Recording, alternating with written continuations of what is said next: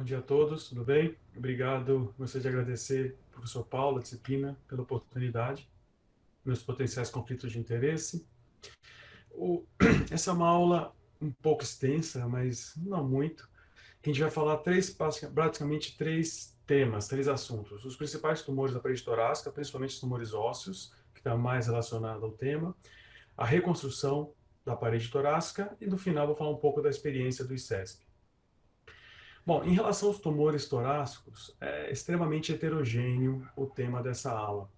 Ah, nós olhando os tumores primários nessa tabela, nós vemos que a quantidade gigantesca de tumores possíveis, tanto a parte benigna quanto a sua contraparte maligna.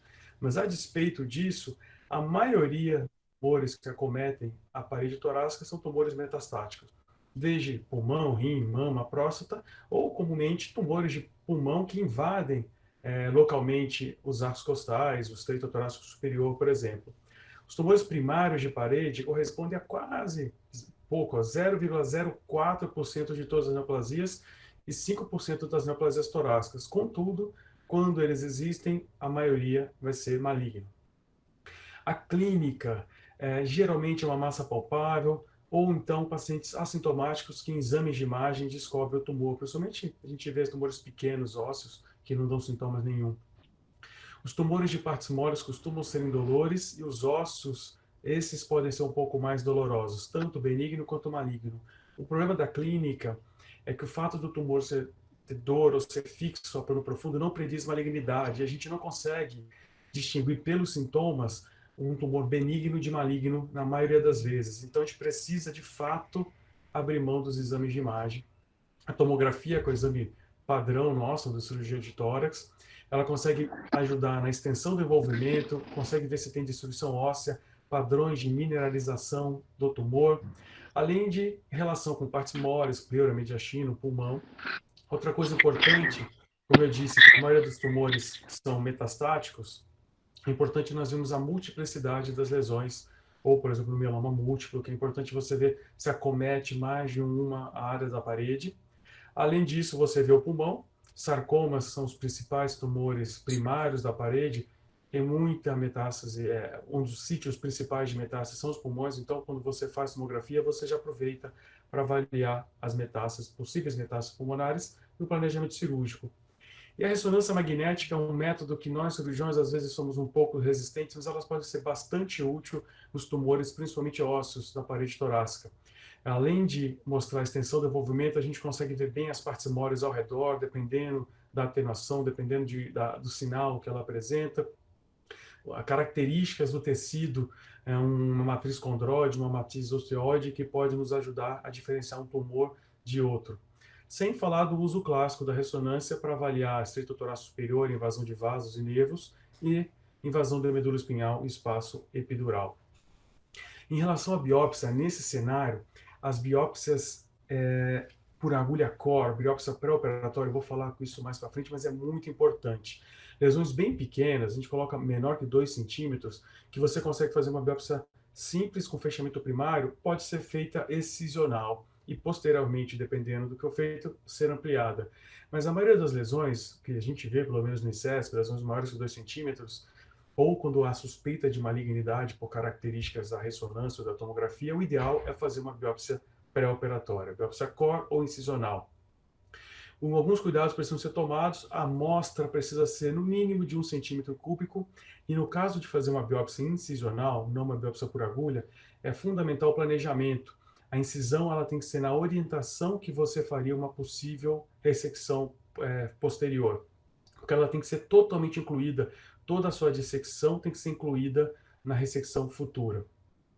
E uma coisa que quando você tem, para fazer a biópsia incisional, você precisa fazer uma dissecção muito extensa, fazer coberturas com retalhos, ela está contraindicada. Então, nós preferimos, sempre que possível, biópsia por agulha core, por ser mais fácil, ter menos esses problemas no planejamento futuro. Em relação aos tumores propriamente ditos, tumores ósseos benignos, tumores comuns como a displasia fibrosa, a gente vê essas imagens císticas, lítica, e que muitas vezes tem esse tecido fibroso na medular, é bem típico de displasia fibrosa, A indicação de ressecção pode ser bem grande, né? Mas a indicação de ressecção é apenas quando o paciente tem dor. Você pode acompanhar isso tranquilamente. O mesmo vale para cistos ósseos aneurismáticos, mais comum na costela lateral e posterior, mas a gente vê aqui, olha, por exemplo, em clavícula. E nesse cenário, olha como é que a ressonância é bem interessante, ela consegue mostrar os cistos, os múltiplos cistos dentro da lesão, fazendo o diagnóstico mesmo de cisto ósseo neurosmático. Ambos, a indicação da ressecção é se houver sintomas. Já osteocondroma, que é uma neoplasia bem comum, ela tem essa imagem típica de ser pediculada ou céssio na junção, mais comum na junção costo-external. Ela tem indicação de ressecção quando há dúvida de malignidade. Uma coisa que pode ajudar bastante nessa sugestão de malignidade é a ressonância magnética. Quando você vê essa capa cartilaginosa maior que 2 centímetros em adultos, sugere malignidade, talvez seja necessário biópsia ou mesmo a ressecção. E por fim, os condromas ou encondromas, também mais comum na junção costo-condral externo, mas também comum costo-vertebral na junção. Ela tem uma lesão da medular com uma cortical bem delgada ao redor, sendo difícil diferenciar de um condrosarcoma de baixo grau. Isso é importante porque é difícil diferenciar, às vezes, mesmo na biópsia incisional, na biópsia por agulha, e muitas vezes você precisa fazer uma ressecção e já planejar uma ressecção extensa. Esse caso aqui, na junção costo vertebral, uma imagem bem feia.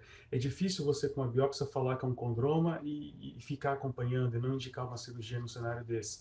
Mas é uma localização bem complexa, precisa ser muito bem planejado. Em relação aos tumores de partes moles benignas, existem vários tipos, eu vou só falar rapidamente de dois.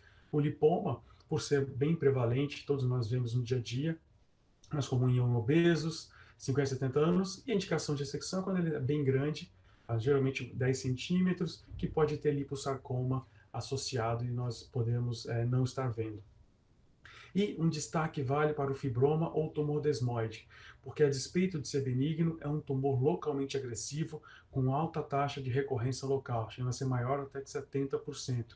E mais recentemente surgiram algumas opções de tratamento, principalmente em tumores grandes em que a ressecção será uma ressecção muito mórbida.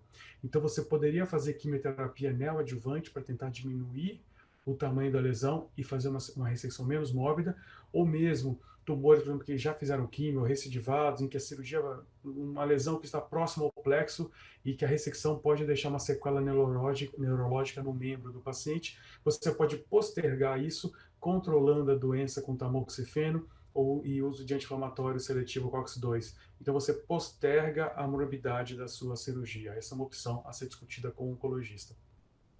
Em relação aos tumores ósseos malignos, o mais comum é o condrosarcoma, sem dúvida é o primário, o mais comum. Ele pode nascer do nada, ele já nascer como condrosarcoma ou vir de um encondroma prévio. Mais comum na costela anterior externo, ele apresenta na ressonância essa matriz condroide que você consegue ver em T1, dependendo da sequência, o radiologista pode te ajudar. E na tomografia ele tem essa característica de ter mineralização dentro do tumor. Também pode ajudar nesse diagnóstico de condrosarcoma. E esse é um tumor que, infelizmente, não responde muito bem à quimio nem à radioterapia. Então, aqui sim, o tratamento cirúrgico é mandatório, uma ressecção ampla deve ser feita e bem planejada para poder ter sucesso no curativo. No outro lado, nós temos o sarcoma de Ewing, o tumor de Aschenberg, que é mais comum em crianças e adultos jovens, e, ao contrário dos demais, ele está associado a sintomas como febre, fraqueza, emagrecimento, sintomas mais gerais. E aqui, o tratamento primordial é a quimioterapia. Geralmente, é uma combinação de esquemas de quimioterapia, fazendo quimioterapia neoadjuvante, reduzindo, reavaliando se é possível a ressecção ou então a radioterapia. E geralmente o paciente recebe mais quimioterapia depois. Infelizmente, o prognóstico não é muito bom na maioria das vezes. Já o osteosarcoma é um tumor mais comum na puberdade, mais visto em costela, escápula e clavícula. A imagem é semelhante ao do condrosarcoma, a ressonância pode ajudar um pouco por mostrar uma matriz mais osteoide e menos condroide. E esse caso, ao contrário do condrosarcoma, o tratamento, em princípio, seria quimioterapia neoadjuvante para redução do tumor e, na sequência, a ressecção. Então, é importante a gente ver aqui a importância da discussão com o radiologista para poder entender direito, tentar diferenciar côndilo de osteosarcoma e, mais uma vez, a importância da biópsia. Ou são condutas diferentes, fazer químio antes ou no outro, você iria direto para a cirurgia. Por último, o plasmocitoma solitário, que é fundamental aqui, descartar mieloma múltiplo. A maioria das vezes vai ter um mieloma múltiplo, então você precisa conversar com o hematologista, avaliar bem para ter certeza que a lesão é exclusiva, geralmente é no externo, como a gente consegue ver, e a despeito do tratamento local com ressecção ou radioterapia, mais de 2/3 vai evoluir para mieloma múltiplo em 3 anos. Então a gente, talvez uma ressecção muito mórbida, por exemplo, a ressecção de uma esternectomia total, talvez não seja a melhor opção, sabendo que a maioria vai evoluir para uma doença sistêmica. E por fim, em relação aos tumores de partes moles malignos, também são vários. De modo geral, são mais comuns que os ossos, mas não é tão mais comum, é um pouco mais comum apenas. Às vezes dá 45%, 55%, 40%, 60% entre eles. Geralmente assintomáticos, como já foi dito, e na parede anterior. E ao contrário dos tumores ósseos, as imagens são bem inespecíficas. Então, aqui, mais uma vez, é fundamental a biópsia por agulha, a biópsia pré-planejamento de uma ressecção. Por quê? Boa parte deles, o tratamento vai ser quimioterapia neoadjuvância. Então, você consegue fazer quimio antes, reduzir o tamanho, para depois partir para a ressecção. Então, a biópsia desses tumores de parede, mais uma vez, é muito importante para um adequado planejamento cirúrgico. Resumindo, os tumores, os benignos, nós temos imagens típicas nos ossos, nos partes moles não. A ressecção deve ser feita se tiver suspeita de malignidade ou sintomas. E um caso à parte é o tumor desmoide, que vale a pena uma discussão multimodal antes da indicação cirúrgica. Em relação aos malignos, a hipótese diagnóstica pode ser feita com tomografia e ressonância nos tumores ósseos. E, mais uma vez, a importância da biópsia por agulha ou a biópsia incisional. E lembrar que alguns tumores ósseos e a maioria dos tumores de partes moles, aqui existe tratamento a ser feito neoadjuvante em boa parte das vezes. Então precisa discutir com multidisciplinar, com oncologia, porque pode-se fazer melhor uma redução com a quimioterapia para depois programar a cirurgia. Bom, entrando agora na segunda parte da aula, que é a parte de reconstrução. Quando nós temos essas cirurgias que você, principalmente tumores ósseos ou tumores de partes moles que invadem a parede óssea, a reconstrução do arcabouço ósseo e da parede torácica pode ser bem complexo. O objetivo da reconstrução, em princípio, seriam esses: obliterar espaços mortos, recuperar a rigidez da parede torácica, preservar a mecânica ventilatória, proteger os órgãos intratorácicos, cobrir, fazer uma cobertura adequada com partes moles, tentar sempre que possível minimizar a deformidade que ela é gerada e ao mesmo tempo deixar que o paciente, entregar o paciente para fazer quimio ou radioterapia adjuvante quando é o caso. Então a decisão da melhor método de reconstrução é fundamental, mais uma vez, a multidisciplinaridade. A decisão precisa envolver várias especialidades, não só cirurgia de tórax e principalmente cirurgia plástica. A técnica é variável, depende do tamanho da lesão, lesões maiores, 5 centímetros, mais que 3 costelas, de modo geral, precisam de reconstrução do arcabouço ósseo. O local também é importante, a parede anterolateral, ela precisa mais do que, por exemplo, uma ápice posterior, as costelas mais inferiores, a necessidade talvez seja menor, a área protegida pela escápula talvez não precise também. A profundidade é importante, a espessura total, uma ressecção de espessura total é muito mais complexa para ser reconstruída do que uma espessura, você ressecar, por exemplo, só a parte óssea. É importante ver a viabilidade do tecido. Para um paciente que já fez radioterapia prévia, talvez a viabilidade não seja adequada. Procedimentos prévios, quais cirurgias já foram feitas, incisões prévias, quais retalhos já foram rodados. Então, tudo isso precisa ser bem planejado. Em relação à reconstrução do arcabouço ósseo, o material ideal deveria ter, supostamente, rigidez para prevenir uma movimentação paradoxal. Ele, por outro lado, também precisa ter uma maleabilidade, porque a gente sabe que para adequar durante a cirurgia, colocar no formato adequado, mas também o tórax não é uma estrutura rígida completamente, ele tem esses dois componentes. Idealmente inerte, para permitir o crescimento de um tecido fibrótico e também reduzir o risco de infecção. E, claro, também seria interessante que ele fosse radiolucente para servir como uma referência anatômica para possíveis tratamentos, por exemplo, de radioterapia. Bom, O material que nós temos mais experiência de longe no ICESP são as telas sintéticas, especialmente a tela de polipropileno, até por ser uma técnica barata, qualquer hospital tem, por ser usado em tratamento de hérnias. Ela é estruturada às costelas e as faces adjacentes, é bem simples de usar, é bem tolerada quando é coberta adequadamente. Isso é uma coisa que vale para todas as telas, todas as reconstruções. É fundamental cobrir as estruturas ósseas que ficam expostas e as telas. Sem isso, não tem como ter sucesso. A coisa vai dar errado. Ela fornece uma sustentação para o crescimento do tecido conjuntivo. Contudo, ela não é rígida. Então, nós vemos realmente movimentação paradoxal, nós vemos que não tem um grau de proteção das estruturas intratorácicas tão adequado assim. O grande problema, por ser sintética, ela está mais suscetível à infecção. Você tem na literatura entre 10% a 25% de infecção, sendo muitas vezes necessário a remoção da tela. Uma opção a ela são as telas absorvíveis e biológicas, como a tela de Vicryl ou pericárdio bovino. Eles são inertes, não antigênicos, então eles são biocompatíveis, têm uma absorção mais lenta e permite, dessa maneira, ser mais resistente à infecção e à contaminação do que a tela sintética de polipropileno. A tensão é bem semelhante às telas sintéticas e pode, a outra vantagem, ser colocada diretamente sobre as vísceras. O problema seria o custo, principalmente da tela de Vicryl. Esse daqui é um paciente que tinha um tumor filótis de mama, recidivado, já operado e irradiado, e ela tinha uma invasão do pericárdio e chegava a ter implantes, ter acometimento do coração, da aorta mesmo. Então a gente conseguiu soltar e colocamos uma tela de pericárdio bovino aqui. Nós não teríamos condições de colocar uma tela de Marax direto. Então você coloca o pericárdio bovino e pode, em cima desse, colocar uma tela de polipropileno. Mas, novamente, é complicado, porque ambas são flexíveis, não são maleáveis. Você não oferece um adequado proteção à estrutura visceral que está logo abaixo. Uma opção para isso seria a tela de titânio. Elas seriam mais fortes, daria uma proteção um pouco melhor, mas ao mesmo tempo que ela é mais rígida, ela tem uma plasticidade e consegue ser adaptável também.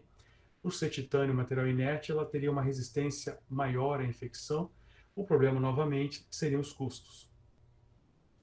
Uma outra opção são as técnicas compostas, em que você coloca um material flexível, maleável, junto com materiais rígidos. Seria bem interessante em defeitos anteriores, externais, ou mesmo pósteros inferiores. Uma bastante usada é o sanduíche de metilmetacrilato e polipropileno. Então, é a tela com áreas de metilmetacrilato.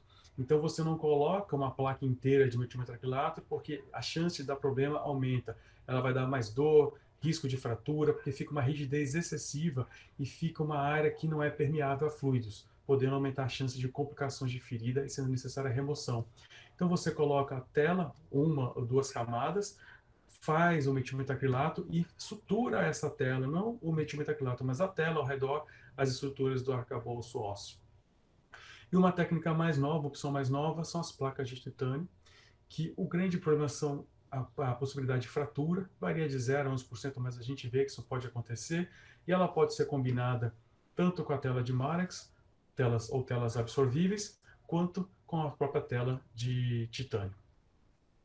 E uma opção um pouco, não tão recente, já tem uns 10 anos descrito, que é o uso de enxertos. A vantagem é que o potencial dele seria muito grande. Por ser um tecido nativo, um tecido vivo não, uma matriz humana, né? Ele pode ser incorporado ao tecido nativo do paciente, gerando revascularização e uma repopulação celular. É uma matriz de um cadáver que é repopulado pelas células do paciente. Sendo assim, mais resistente à infecção, podendo ser usado em campos contaminados. O problema é que é difícil a obtenção e o custo também não é um custo baixo. A gente vê, você precisa de um preparo, retirar do cadáver, lavar com soro fisiológico, antibiótico por 72 horas, irradiar essa peça, manter em banco de tecido a menos 80, na véspera da cirurgia descongelar, deixar imerso em soro fisiológico e antibiótico, fazer uma remoção das partes moles na toalete e implantar no paciente usando placas de titânio, barra de titânio. Então mostra que, de fato, não é tão simples, não é disponível na maioria dos locais e o custo é elevado. Em relação às partes moles, a gente já viu que é mandatório cobrir o arcabouço ósseo e as próteses. Não tem como deixar exposto, senão vai ter problema, vai ter infecção e não vai dar certo. Existem algumas opções, desde sutura primária e curativa a vácuo, até opções mais complexas, como retalhos livres, em que você precisa fazer uma anastomose microcirúrgica, retalhos miocutâneos pediculados e situações um pouco mais simples, como retalho de avanço. E a gente vê que dessas opções, retalho livre, retalho miocutâneo pediculado, não é, mesmo enxerto de pele, não é o dia a dia do cirurgião de tórax. Por isso, na minha opinião, é fundamental a parceria da cirurgia plástica para essa correção dos grandes defeitos. Principais detalhes: o grande dorsal seria, como diz o João, é o burro de carga da reconstrução de parede torácica. É um retalho bem robusto, ele consegue levar um grande músculo e de brinde uma ilha de pele que facilita muito no fechamento do defeito. Ele pode ser, ele é mantido pela artéria tóraco-dorsal, mas também é possível manter por retrógrado em algumas situações. Mas na nossa maioria dos casos, a ressecção é feita aqui posterior e ele é mantido pela artéria tóraco-dorsal, como nós vemos aqui. Esse é um paciente que tinha um SEC de parede torácica e invadia externo, invadia arcos costais. Então a gente consegue ver que foi uma ressecção extensa, uma estenectomia total, com ressecção de arcos costais e cartilagens adjacentes até as clavículas, e foi colocado um retalho de grande dorsal. Então ele consegue chegar bem em quase toda a parede anterolateral e muitas vezes da posterior do hemitórax, sim. E aqui é o desfecho. Esse é um outro paciente que tinha vários tumores do mesenquimal, tinha várias cirurgias de cabeça e pescoço e apresentou essa grande lesão. Foi uma cirurgia paliativa, a lesão estava crescendo muito e começando a sentir muita dor e começando a necrosar. Então foi feita uma ressecção extensa, mas sem ressecção de arcos costais, apenas de clavícula. E nessa situação, o grande dorsal com uma ilha de pele também foi o suficiente para cobrir, colocando enxerto aqui ao redor. Uma outra opção muito usada, principalmente em tumores externais, é o retalho de peitoral maior. O mais comum é você fazer um avanço. Você pode usar o peitoral de duas maneiras. Você pode ressecar a inserção, liberá-lo da inserção junto ao externo, faz a ressecção external, reconstrói e você faz simplesmente um avanço baseado no pedículo tóraco-acromial. Uma outra opção interessante é você seccionar o peitoral da sua inserção no úmero e você consegue levar 2/3 dele para cobrir o hemitórax contralateral. Então, se o paciente já tiver um peitoral aqui irradiado, que não pode ser usado, por exemplo, você pode usar o peitoral contralateral para cobrir o defeito do paciente. Esse aqui é um paciente com sarcoma, foi feita a ressecção, ressecado o segundo, terceiro arco costal, e o peitoral conseguiu ser preservado em parte. Então nós conseguimos cobrir o defeito levando o peitoral, fixando o peitoral, liberando a parte anterior e fixando ele aqui em cima, mantendo ele irrigado pela tóraco acromial. E na sequência, a cirurgia plástica coloca o enxerto de pele. Outra opção muito usada são os retalhos abdominais, o VRAM, quando a pele é vertical, e o TRAN, quando é transverso. Você consegue levar um reto abdominal para a área, principalmente em defeitos anteriores e anterolaterais. Para a mama é muito usado, além do grande dorsal, porque ele fica com um formato que se assemelha um pouco ao formato de uma mama. O grande problema dele é a existência de hérnias abdominais, porque você tira a parte da parede torácica, da parede abdominal. Esse aqui era um paciente com um fibrosarcoma primário da parede torácica. Essa foto está ao contrário, o pé está aqui em cima, a cabeça aqui embaixo, mas nós vemos que uma artéria mamária torácica interna foi ligada, mas a outra se manteve preservada, contralateral ao defeito. Então, a equipe da cirurgia plástica, depois de uma colocação de tela de polipropileno, fez um VRAM. Então, levou o reto abdominal contralateral com a ilha de pele, conseguindo cobrir a ferida.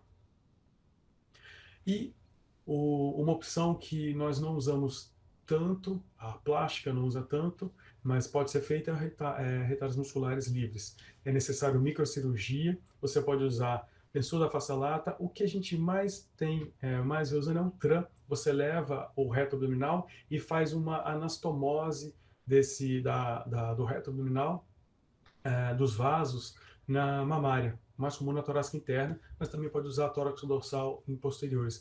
Eventualmente a cirurgia plástica faz isso, ela leva o reto abdominal e vê que não ficou tão boa assim a irrigação, ele está um pouco sofrido, então você consegue fazer, colocar o microscópio e fazer um a mais, um supercharger. Você consegue fazer dar um fluxo maior de sangue para esse retalho. O problema é que o pós-operatório tem que ser mais cuidadoso. O posicionamento do paciente pode interferir, é necessária anticoagulação, o paciente que cirurgia longa, que sai com droga vasativa, pode prejudicar mais facilmente essas retalhos musculares livres. Uma opção que a gente não usa como primeira opção de maneira alguma, mas é o aumento maior, que pode ser usado na parede anterior. Ele é mais empregado quando há falha dos retalhos prévios ou ficarem inadequados. Então você pode colocar o retalho, esteticamente não fica bom, você cobriu com o aumento, mas é necessário cobrir com enxerto de pele também para poder não deixar ele exposto. Hoje, uma coisa que nós temos feito um pouco mais é o uso do curativo a vácuo. Esse paciente aqui também, um tumor gigante de parede, praticamente quase toda a parede anterior foi removida, todo o externo e parte das cartilagens costais. O defeito que sobrou ficou bem grande. Então, a cirurgia plástica, em conjunto, colocou o curativo a vácuo, que após algumas sessões, olha a redução do defeito e foi muito mais fácil fechar essa ferida operatória depois de algum período, de uma semana de curativo a vácuo. Então, resumindo a reconstrução, o planejamento pré é fundamental. Depende do local, da extensão e da profundidade do defeito. Além de tratamentos prévios, você vai escolher qual a melhor forma de reconstruir tanto o arcabouço ósseo quanto as partes moles. Nós temos várias opções de reconstrução de arcabouço ósseo, com problemas e vantagens, nem que o problema seja o custo, mas existe um problema de custo. E, na minha opinião, a cirurgia plástica é fundamental em casos mais extensos. Por mais que nós possamos fazer retalhos de grande dorsal, retalho de avanço, principalmente o peitoral, esse nós fazemos mais tranquilo, mas nós vamos fazer poucos casos por ano, enquanto a cirurgia plástica faz vários. A cirurgia plástica no ICESP, que entra junto com a cirurgia de mama, eles fazem reconstruções, eles rodam grandes dorsais 2, 3, 4 por semana. Então a experiência deles é muito maior do que a nossa. Não tem como nossos resultados serem tão bons quanto os deles. E essa é a nossa experiência do ICESP, de 2011, quando começou o centro cirúrgico, até hoje. Nós temos 109 casos de tumores de parede torácica, que não entra casos de infecção, por exemplo, osteoradionecrose, ou mesmo tumores de pancoxa, tumores T3. São realmente casos de parede. A maioria dos nossos casos de ressecção foram tumores primários. Das metástases, o mais comum é mama. E boa parte houve ressecção de costela ou externa. 30 casos apenas partes moles e alguns casos vértebra, escápula e clavícula. De longe, o mais usado para reconstrução do arcabouço ósseo foi a tela de polipropileno. A gente vê que a maioria dos casos há necessidade de reconstrução do arcabouço ósseo e a tela de polipropileno é mais usada, até porque, por ser o SUS, é uma tela barata, disponível e é o que, bem franco, é o que nós mais temos mesmo. O pericárdio bovino foi usado em 2 casos, às vezes combinando com telipropileno e outras vezes apenas o pericárdio, e eu vou mostrar um caso do substituto ósseo. Em relação ao retalho, o mais comum é o retalho fechamento primário ou retalho cutâneo peitoral. O cutâneo é quando, às vezes, o cirurgião plástico usa a própria mama da paciente e leva apenas o subcutâneo com a pele, não levando o músculo para cobrir um defeito um pouco menor, o paciente com uma mama mais volumosa. Seguido do grande dorsal e reto abdominal. Esse é um trabalho que está em fase final de redação, que mostra a experiência não só do ICESP, aqui são 45 pacientes, são casos do ICESP, INCOR, HC e uns 3 casos cedidos de fora do complexo. Então, nesses 45 pacientes, o mais comum são tumores metastáticos, sendo mama o mais comum. Dos primários, o sarcoma foi o mais operado. Aqui mostra a extensão grande dessas ressecções. Nós temos mais de metade dos casos foram retirados mais de 90% do externo ou o externo completamente. Quando a gente compara com outras séries da literatura, o mais comum são ressecções parciais, em que você tira um pequeno fragmento, às vezes nem o externo, você tira metade do externo lateral, você faz umas secções bem pequenas. Na nossa não, a maioria são secções bem grandes. A reconstrução do arcabouço, como eu disse, o mais usado foi o polipropileno. Esses 3 casos de barra de titânio foram casos cedidos de hospitais privados. A cobertura de partes moles mais usada foi o peitoral, seguido do grande dorsal e ITRAM, retalhos abdominais. Em relação às complicações, nós temos uma taxa 33% de conversões locais, não é desprezível, sistêmica 40%, são casos bem grandes, boa parte já vem para a cirurgia com infecção, é uma cirurgia de resgate mesmo. Vale destacar que das complicações locais, a que seria mais temida, que é a infecção com necessidade de remoção da tela, remoção do mesh, aconteceu em 3 casos, ou seja, não foi tão comum assim pela gravidade, pelo porte dos pacientes. E das sistêmicas, vale destacar a insuficiência respiratória.